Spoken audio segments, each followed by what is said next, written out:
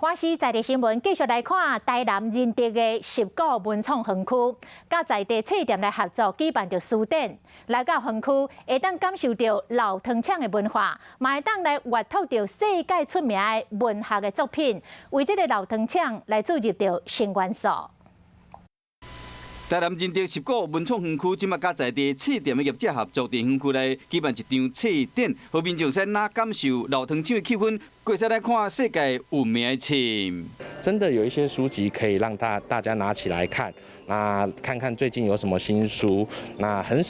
少有机会在园区看到有实体书籍的这样的一个活动。现场总共展出超过2000本的册，除了像莎士比亚等等主题文学，会使配合现场魔法的空间气氛以外，嘛有适合囡仔的绘本，会使亲自做伙来参观。